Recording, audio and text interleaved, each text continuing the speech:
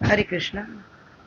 मैं गौरांगी कृष्णदास याद अपनी एक छोटी सी लीला की स्टोरी लेके आई हूँ कृष्णा की। जो कृष्णा हमारे हमेशा भक्तों के साथ लीला करते रहते हैं।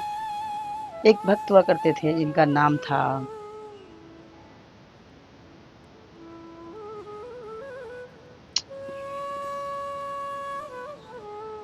अलबेला।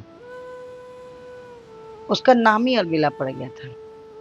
वो कृष्णा भक्ति में इतना ज्यादा डूबा रहता था कि उसको सब अलबेला ही बोलते थे। अलबेला जो था, दास अलबेला, वो हमेशा कृष्णा की भक्ति के लिए इतना प्रेरित रहता था, इतना लोगों को मतलब कि बोलता था कि आप भी करो, आप भी करो। कि उसके बहुत सारे वहाँ वृंदावन में दोस्त थे जो कि उसके उसके वजह से ही भक्ति करने लग गए। हुआ कुछ इस प्रकार से कि वो रोज सुबह स्नान करके और मंदिर में जाता था और बिहारी जी के दर्शन करता था।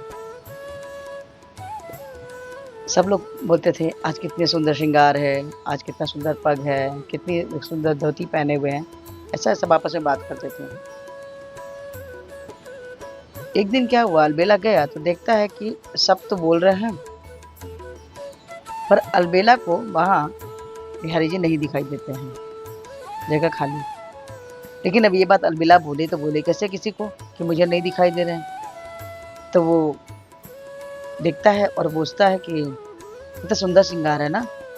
तो उनके जो दोस्त लोग थे बोलते हैं हाँ, आज पीले रंग की धोती पहनी है, कितना सुंदर पग है, कितने सुंदर कान के कुंडल हैं।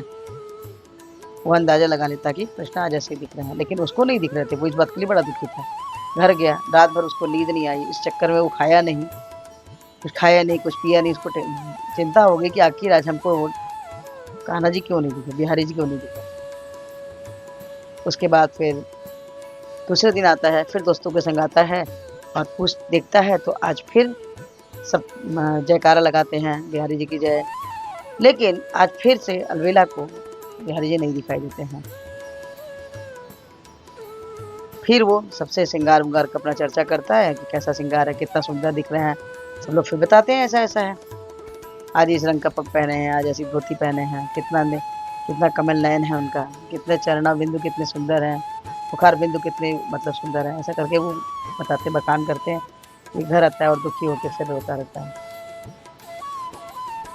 तीसरे दिन फिर भी अलबेला आता है और फिर होता है कि दिखता है कि उसको बिहारी जी नहीं दिखते हैं।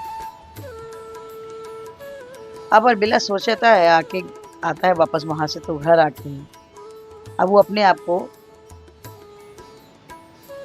खत्म करने के लिए विचार बनाता है कि मैं ऐसे जीवन का क्या फायदा। आंखें हैं और हम प्रभु को देख नहीं सकते, ऐसे शरीर का क्या फायदा।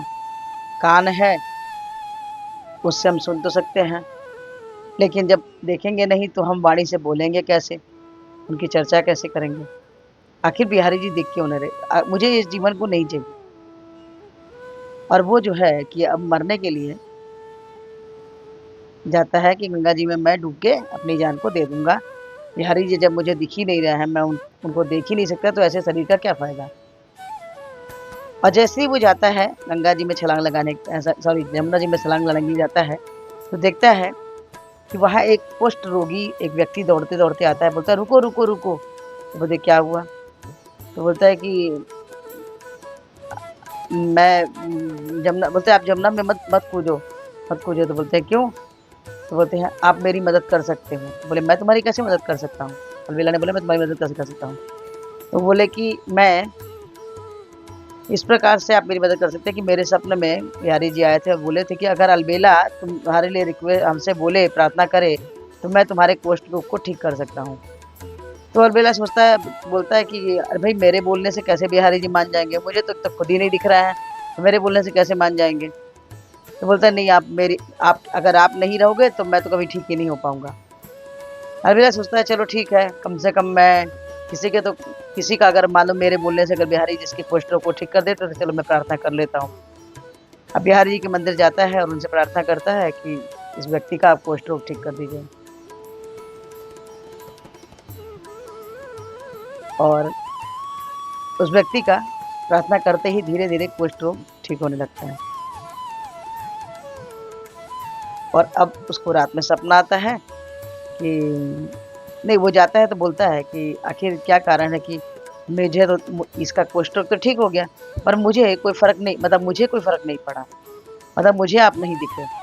तो स्वप्न आता है तो सपने में देखता है, सपने में देखता है कि बिहारी जी उसे बोलते हैं कि अलबेला, सब आते हैं तो कुछ न कुछ माँगते हैं, कुछ न कुछ कहते हैं, पर मैं तो तुम्हारे कर्ज़े में डूबा हूँ, क्योंकि तुम तो मुझसे कुछ माँगते ही नहीं हो।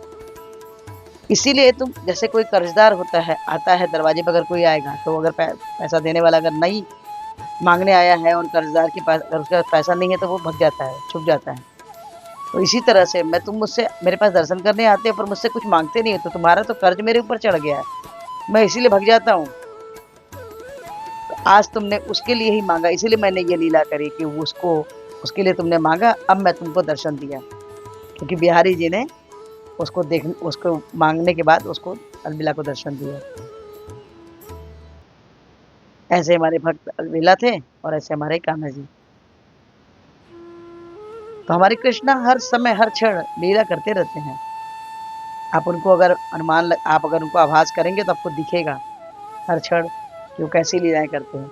ये छोटी-सी घटना, ये स्टोरी आपको कैसी लगी, सत्य घटना? अच्छी लगी हो तो प्लीज़ लाइक कीजिए, शेयर कीजिए, सब्सक्राइब कीजिए और वीडियो के थ्रू हमारी एक छोटी-सी विनम्र प्रार्थना है कि हमारे प्रवृत्ति आचार शिला प्रभात में हरे कृष्ण महामंत्र जपने के लिए बोले थे, जो कुछ इस प्रकार से है। हरे कृष्ण, कृष्ण कृष्ण हरे हरे, हरे राम, राम राम हरे हरे। तो हरे कृष्ण महामंत्र जपिए और कृष्णा के सबसे प्रिय बच्चे बन जाइए। तो प्लीज़ आज से एक माला जपिए, आपको अच्छा लगता है तो 2, 2 से 4, 4, 4, 4 से 16, जैसे ही आप 16 माला जपते हैं कृष्णा के सबसे प्रिय बच्चे बन जाते हैं। आपके ऊपर कृष्णा अहेतु की कृपा करने लगते हैं। आपके जीवन से धीरे-धीरे कष्ट गायब होने लगते हैं। तो प्लीज़ हरे कृष्ण महामंत्र जपिए और कृष्णा के सबसे प्रिय बच्चे बन जाइए। हरे कृष्ण, राधे राधे।